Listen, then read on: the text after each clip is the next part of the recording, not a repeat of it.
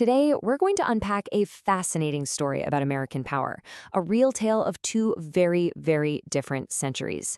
It's all about a blueprint for global dominance, how it was made, how it worked spectacularly well, and then how it failed, just catastrophically. So let's get right into it. You see, America's incredible rise after World War II wasn't some kind of accident. It wasn't just a lucky break in history. Nope. It was the result of a deliberate, systematic strategy. It was a blueprint, carefully designed to build and then hold on to power on a global scale. And that brings us to the core question of this whole story. On one hand, you have the brainy, intellectual origins of this amazing blueprint, and on the other, you have the brutal, harsh reality of what happened when it was applied in Afghanistan. So the question is, really, could a plan that was forged for the 20th century actually work in the 21st? To really get why it failed, we first have to understand why it was so successful. So let's break down exactly what this blueprint was and how the United States used it to build this incredible economic and industrial might. Okay, so a huge part of this new blueprint was learning from the past. I'm talking specifically about the mistakes that led to the Great Depression. The policymakers basically rejected the wild speculative economy of the 1920s. Instead, they got on board with Keynesian ideas. The belief that governments should actually manage the economy. This meant creating a stable system with low interest rates to encourage long-term investment and using progressive taxes to pay for huge public projects. The goal? It was simple. Switch from short-term gambling to long-term stability.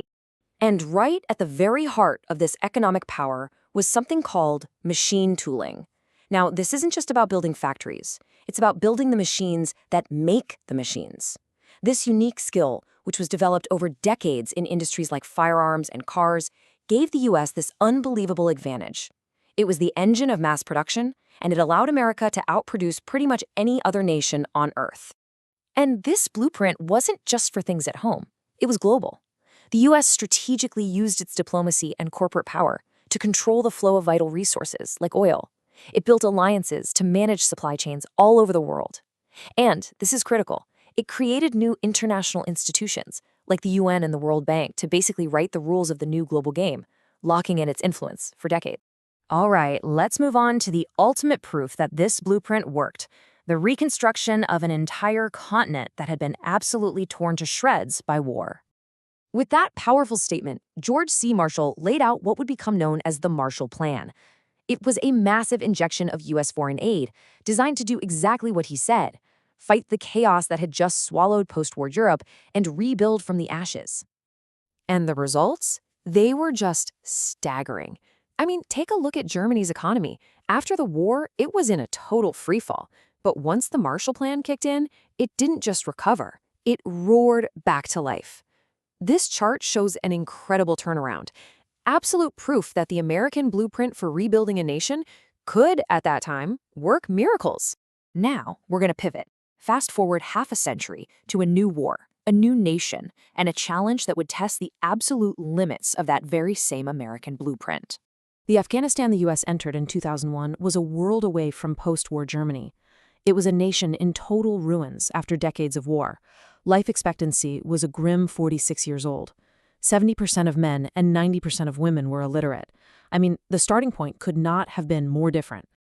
The social fabric of the country had been systematically destroyed. The Taliban imposed this brutal, repressive regime. As you can see, things like television and sports were just outlawed. Men were forced to grow beards, and public executions were held in football stadiums. It was a society completely gripped by fear. To understand just how personal and pervasive this oppression was, listen to this story. An author's aunt was on the street trying to manage her child and groceries when her burqa shifted. A passing Talib commander saw part of her leg, screamed at her, and then beat her with a strap until she collapsed. This was just daily life. So into this context, the United States brought its 20th century blueprint for reconstruction. And the result was, well, one of the most profound failures in modern history. $2 trillion. The scale of that financial investment is almost impossible to wrap your head around. But if all that money wasn't rebuilding the nation, you have to ask, where did it all go? So let's just look at one project that perfectly captures the problem: the Kabul-Kandahar Highway. U.S. taxpayer money was given to an American contractor. That contractor then subcontracted the work to local Afghan warlords. So what did the warlords do? They turned around and paid millions of dollars to the Taliban for security. Think about that. The crucial point is, American reconstruction funds were being funneled directly to the insurgency it was supposed to be fighting. And look, this wasn't some isolated incident. The whole system was riddled with failure. You had ghost police, officers who only existed on paper so commanders could steal their salaries. Bribery was so normal that a father had to pay a $10 bribe just to get his son into the right grade at school. And these huge projects often ignored local community leaders completely, which created resentment instead of cooperation. Okay, so let's bring these two stories together. We have a blueprint that rebuilt Europe, but it failed completely in Afghanistan. The big question is, why? What was the fundamental difference between these two worlds that made the same basic approach produce such radically different outcomes?